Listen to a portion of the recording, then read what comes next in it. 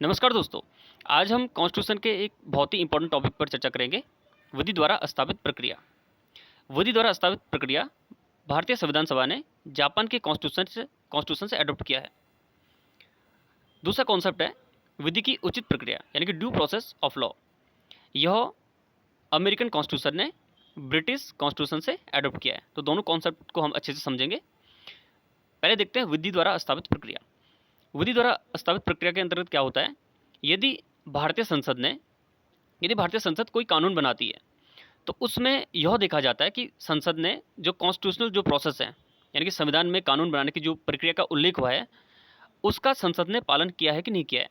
यदि संसद ने संवैधानिक प्रक्रिया का पालन किया है तो वह कानून मान्य होगा।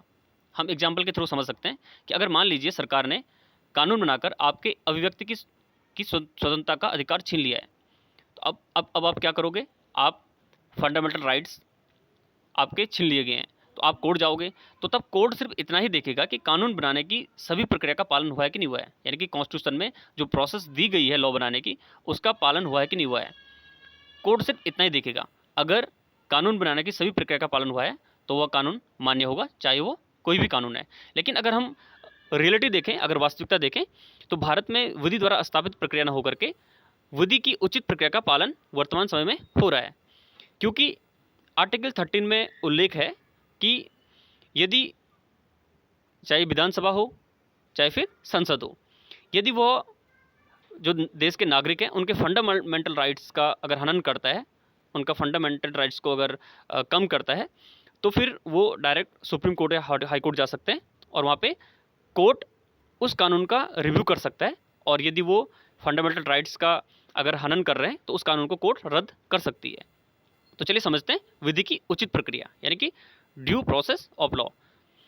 इसके तहत विधि द्वारा स्थापित प्रक्रिया को तो कोर्ट देखता ही देखता है, साथ में यह भी देखता है कि क्या बनाया गया कानून सही है या नहीं। जैसे कि प्राकृतिक कानून का अतिक्रमण तो नहीं करता है, यानी कि जो कानून बनाया गया है वो नेचुरल जो लॉ है उस पर अतिक्रमण तो नहीं करता है। तो इसमें क्या होता है, भारत में वर्तमान समय में विधि द्वारा स्थापित प्रक्रिया का तो पालन किया जाता ही है, लेकिन साथ में विधि की उचित प्रक्रिया का पालन भी किया जाता है। यानी कि कोर्ट जो लॉ बनाया गया है उसकी प्रोसेस तो देखता ही देखता है कि भाई ये कॉन्स्टिट्यूशनल प्रोसेस का इसमें पालन हुआ है कि नहीं हुआ है, लेकिन साथ साथ उसके सेंस को भी देखता है कि भाई कहीं इस कानून के बनने से देश के नागरिकों की स्वतंत्रता का हनन तो नहीं हो रहा है, फंडामेंटल राइट्स का हनन तो नहीं हो रहा है। जैसे आप मान लीजिए कि सरकार ने कानून पारित किया अभिव्यक्ति की आज़ादी पर पाबंदी के लिए, तब कोर्ट मुकदमा पहुंचने पर कोर्ट सबसे पहले यह देखेगा, यदि आप कोर्ट जाते हो तो कोर्ट सबसे पहले यह देखेगा कि कानून बनाने में सभी प्रक्रियाओं का पालन हुआ है कि नहीं हुआ है, यानी कि विधि द्वारा स्थापित प्रक्रिया का पालन हुआ है कि नहीं हुआ है। पहले तो वो कोर्ट देखेगा, ठीक है। इसके बाद कोर्ट यह भी देखेगा कि भाई यह कानून उचित है कि नहीं है, यानी कानून का सेंस भी देखेगा, कानून में क्या वर्ड्स दिए गए हैं वह भी देखेगा, उसका सेंस देखेगा, है ना। अर्थात कहीं यह गलत या नागरिकों के अधिकारों का हनन तो नहीं करता है। तो कोर्ट वहाँ पे दो चीज़ देखता है। पहला, विधि द्वारा स्थापित प्रक्रिया, वो तो देखेगा कि भाई इसमें विधि द्वारा स्थापित इसमें जो कॉन्स्टिट्यूशनल प्रोसेस है उसका पालन हुआ कि नहीं हुआ है। साथ में यह भी देखेगा, उसके सेंस को भी समझेगा कि कहीं यह देश के नागरिकों का जो फंडामेंटल राइट्स हैं उनके अधिकार हैं उनका हनन तो नहीं करता है, ठीक है। तो यहाँ पे दोनों चीज़ें कोर्ट देखता है।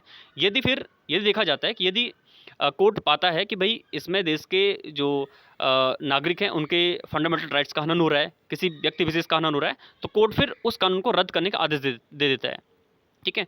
तो जैसे ये अमेरिका में पहले से होता आया था, लेकिन अब जैसे कि मैंने बताया है कि आर्टिकल 13 में बताया गया है कि यदि विधानसभा या संसद हमारे फंडामेंटल राइट्स का हनन करते हैं तो हम कोर्ट जा सकते हैं और फिर कोर्ट उस कानून को रद्द कर सकता है अगर वो कानून हमारे फंडामेंटल राइट्स का हनन करता है।